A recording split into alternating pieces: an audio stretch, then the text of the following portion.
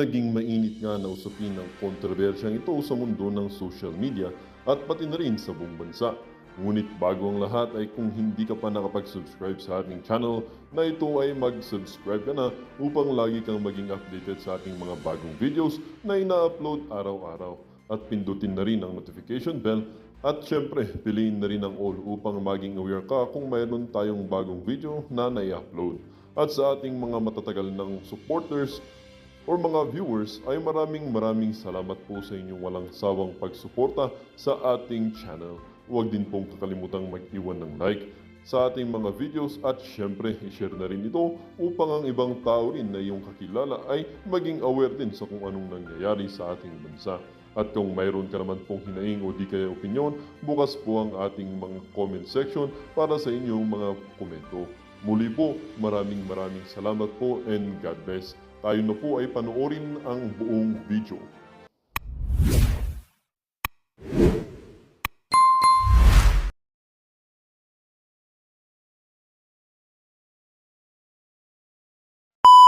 Now you understand.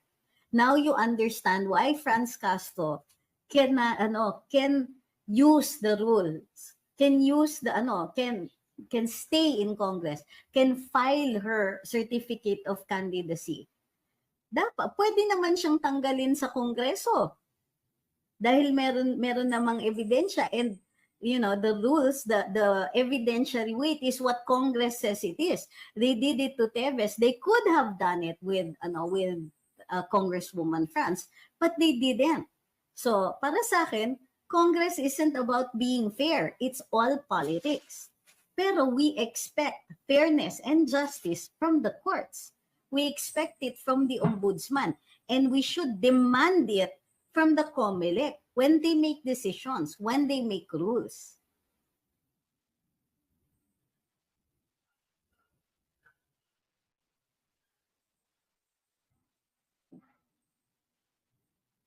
Sabi ni Maynang, kaya gustong-gusto ko nanonood, nakikinig sa iyo kasi you explain information na maunawaan ng maayos. Thank you. Akala ko, kumbaga, super natutuwa ako pag naiintindihan ninyo. And I will keep explaining until you understand.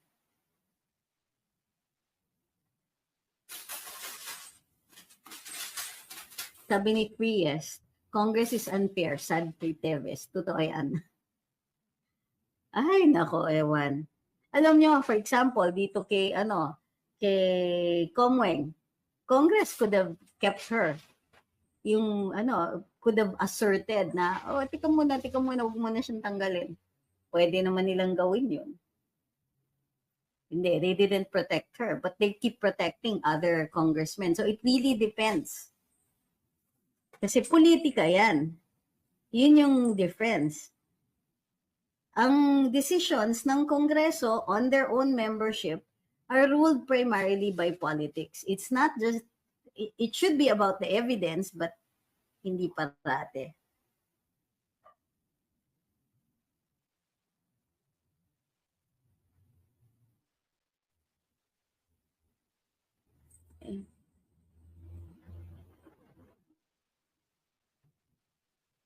Ayun, sabi ni Ian, parehas lang kay Donald Trump sa US ngayon. Convicted siya, pero admin ni Biden na kalaban niya sa politika.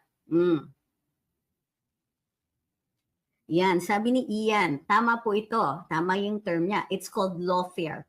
Ang tawag nila sa US, ginagamit ang law as a war tactic. Now, mayroon, I forgot what the term was, na ginagamit, tama, lawfare nga. So, ganito, halimbawa, may NGO noon sa US na they were fighting for the protection of a particular bit of property. So, yung mga kalaban nila, which was a corporation, they dug up cases against that NGO or the people in the NGO. They just filed case after case after case against them. Ngayon, yung cases na yon were not intended to win. Okay? But they were intended na mapagod yung mga tao dun sa kanilang advokasya. So it was case after case after case.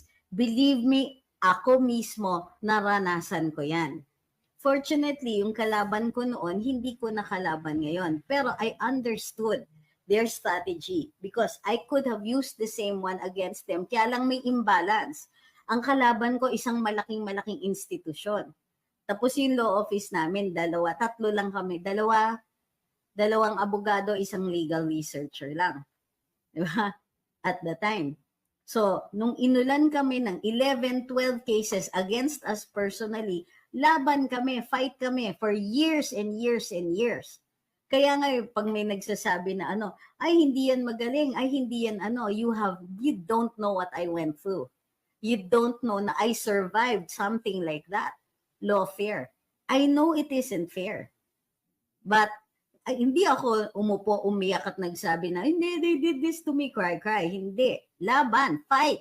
I make no excuses. I will make no excuses for my record either. But I survived something like that and I know what that is like. Okay? So, gusto nyo ba dalhin sa politika yung ganyang klaseng ganyang klase na strategiya? Lalong-lalo na kung ginagawa siya nung mas malakas.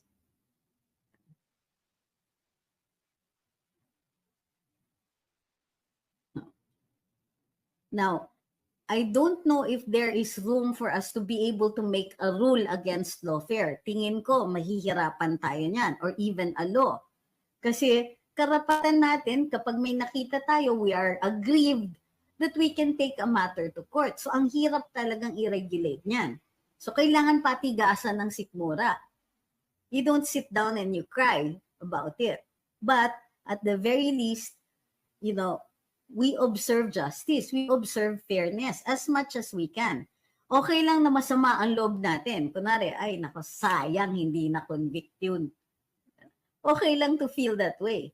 Pero yung gusto ninyo, baguhin yung laws so that hindi siya para ma-deprive yung tao na yun, when it starts to happen to us, ayan, dyan na tayo magkakaproblema. Hi, Ethan, sorry. Ethan, get me now. Where are you?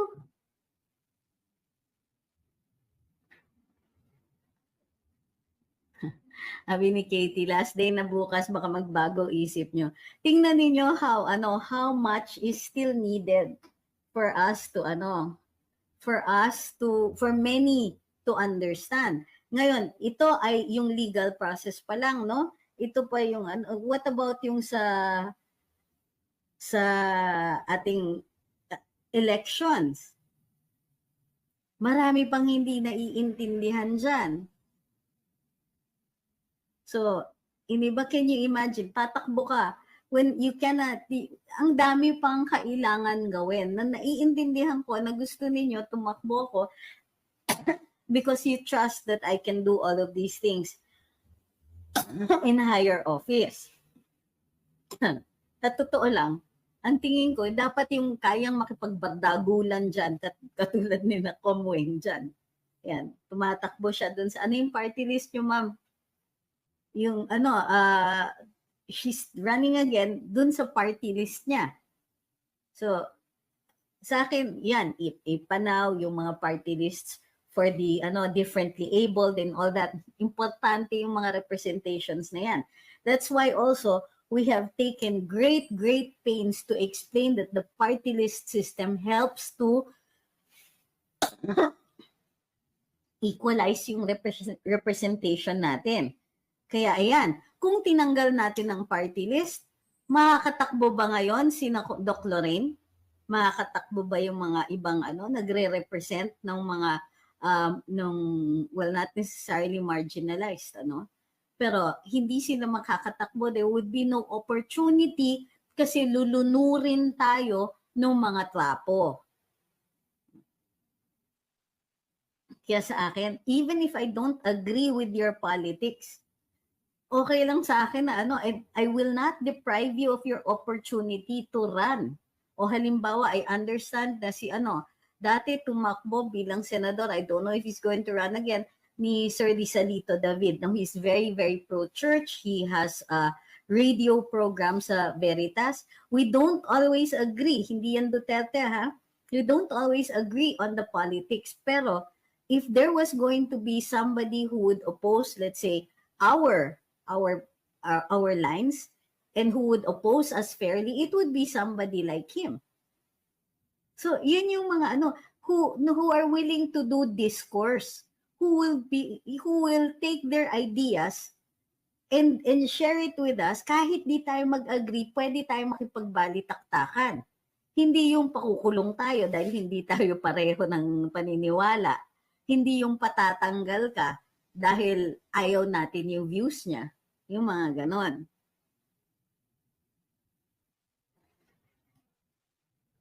Guys, asarin na natin lahat si Attorney Trix para makuha natin ang gusto natin na tumakbo siya. O yun nangako ako that I will seriously consider for 2028. Give that time. Sabi ni Miguel Bugel, the issue po ngayon at sa mga present lawmakers ay hindi mga lawyers and didn't sue sa pinagdaanan ni Attorney Trix. Yes. Kumbaga, marami halimbawa na malalakas. Siyempre may advantage ang mga artista pagdating sa popularity. Pero dahil hindi nga natin masyadong nakikilatis yung capability ng mga tao, nandun tayo sa popularity tumitingin, nananalo ngayon yung mga barely competent, ang sama ko. Pero yung bang tipong kulang talaga ang pagkakaintindi nila doon sa pagpapatakbo, paggagawa ng batas. Yung iba, naiintindihan nila yung paggagawa ng batas. Gawa naman ng gawa sila para sa sarili nilang kapakanan. Imbis na tinitignan natin, how much more money can we throw into the infrastructure? Para nasa 21st century na yung ating public transportation, waing nga pa rin tayo hanggang ngayon. And no matter how much the DBM and so many other people try to explain na hindi naman po delayed ang Mindanao Rail, ganyan. Excuse me. Nakita ko kasi yung explanation ni Yusek Goddess. Mahal natin si Yusek Goddess. At nakita ko naman ang explanation. But the fact remains, delayed ang Mindanao Rail.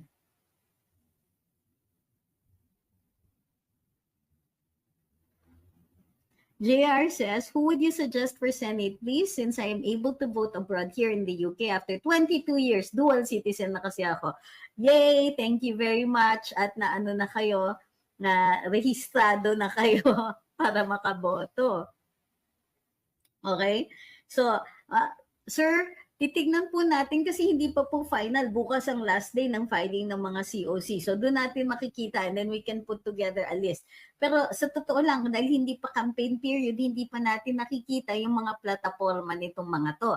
Kailangan sa pagkikilatis natin bago tayo mag-suggest at mag-share ng info tungkol dun sa mga gusto natin iboto, kailangan makita natin yung kanilang mga campaign programs.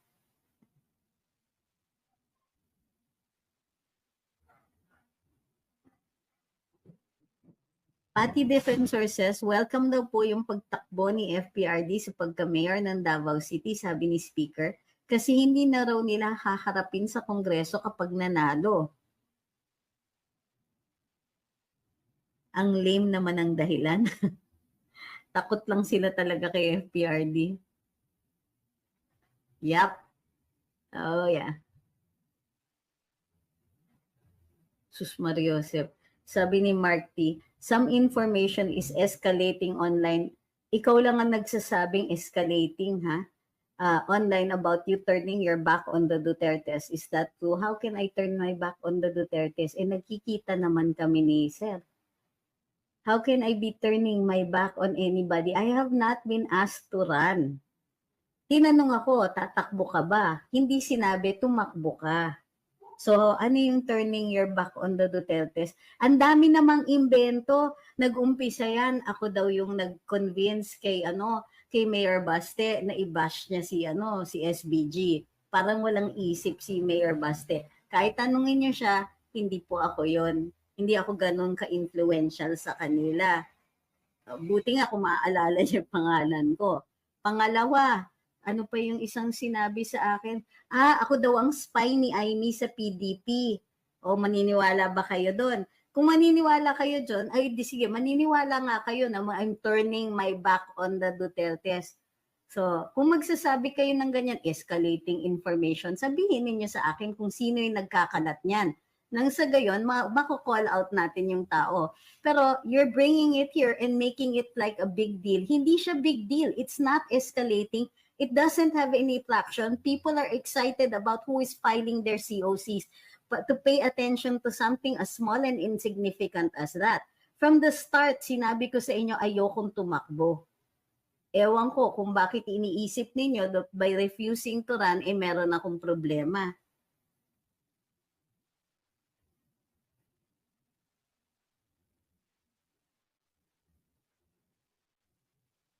Hindi ako galit sa'yo. Ret Sumalpong said, ang dapat i-revise yung pwedeng tumakbo sa Congress and Senate. Minsan na kasi wala talagang alam sa batas, di man lahat. Halimbawa, apaka-specific, Rets. Hindi, but I do understand that. I keep telling you that the reason that the Constitution says, able to read and write, may certain age, residency, citizenship requirement, ano pa ba yun? Ayun. Yun. It's because they want a wider representation, dapat from all walks of life. In theory, pero tama kayo, hindi nangyayari yun.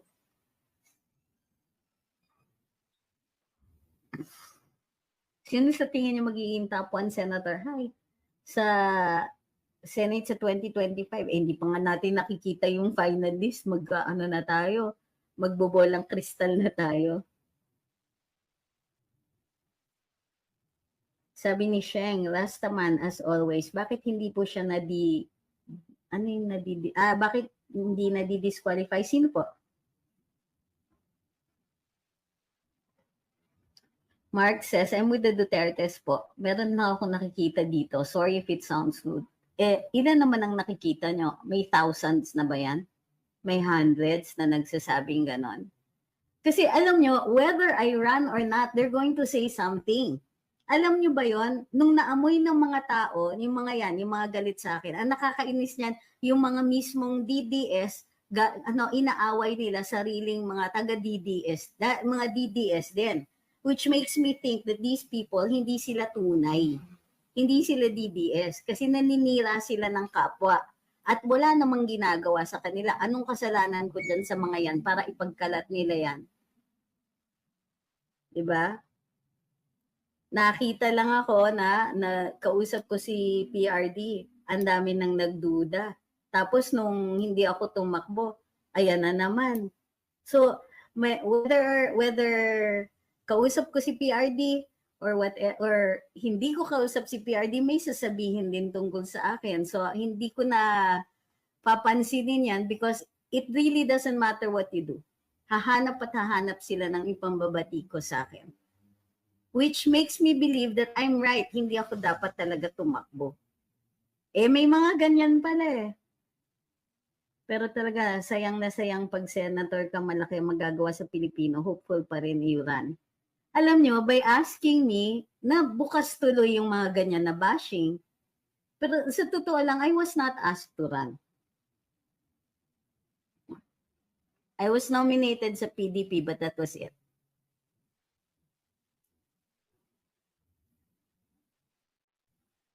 Besides, wala akong makinarya, wala akong pera. Yun na nga eh. Kaya kaya nilang pagsabihan ako ng ganyan, kaya kaya nilang mag-raise ng mga ganyan na issues. It's because, number one, hindi ako mapagpatol sa mga ganyan stupid na mga walang kakwenta-kwentang sinasabi. Kampante ako, hindi naman galit si PRD sa akin. As far as I know, hindi naman ako kilala masyado ni Inday. Si Mayor Baste, I think I'm lucky if he remembers my name. Alam ko napapaganon siya pag nakikita ako. But other than that,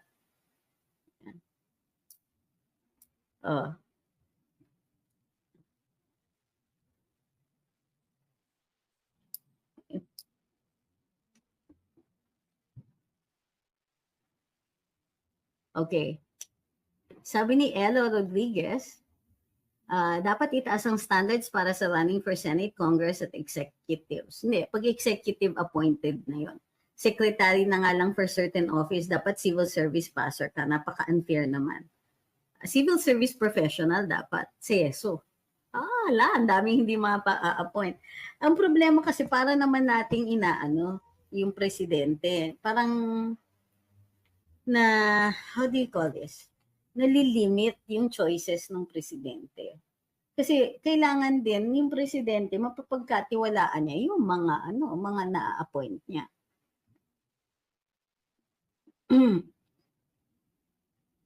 Kerry Bass says, I hope COMELEC is not after the money. Alam naman nila kapag pinaupo ang politiko na namili ng boto at nagbayad sa COMELEC, nagkakaloko-loko ang ating batas, bayan at bansang politiko.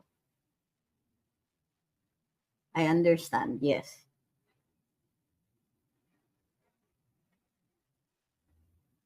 Sabi ni Patty Defensor, on that appointment to the DILG, it looks like Cavite Governor John Vic Remulla and not Kong Barbers who's going to be tapped as the new secretary of the department. Ooh, ang powerful ng mga Remulla ngayon. Sabi ni Decky Boy, as much as we want to disqualify the Tapo because of their criminal case, as the saying goes, don't do unto others what you don't want to do unto you or on our candidates.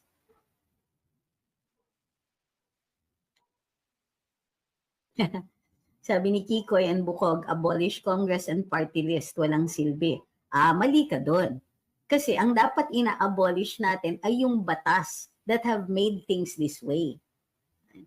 Ibig sabihin, ako, I won't throw the baby out with the bathwater. Agree kasi ako dun sa konsepto ng party list, but only if papasok yung Kasi tinanggal nila yung mga marginalized sa totoo lang. Grabe yung changes. At ang may problema dito, ang gumawa ng batas ay yung mga kongresista and they want to make it easy for them to be able to use the party list system to perpetuate their dynasties, themselves in power, and so on. So, it's the law. Ang pangit ng pagkagawa ng batas dahil syempre, ang nilagay natin dyan ay mga makasarili na tao. So, in the end, it's still also about the people that we vote for. You can put in system after system after system. Pero kung upo tayo ng mga greedy people na wala namang intention talaga magsilbi sa bayan at walang maipakita na meron silang paninilbihan sa bayan other than their family name, then stop natin yung ganyan. Yun ang itigil natin, yun ang i-abolish natin. Yung practice na pag sikat, iboboto.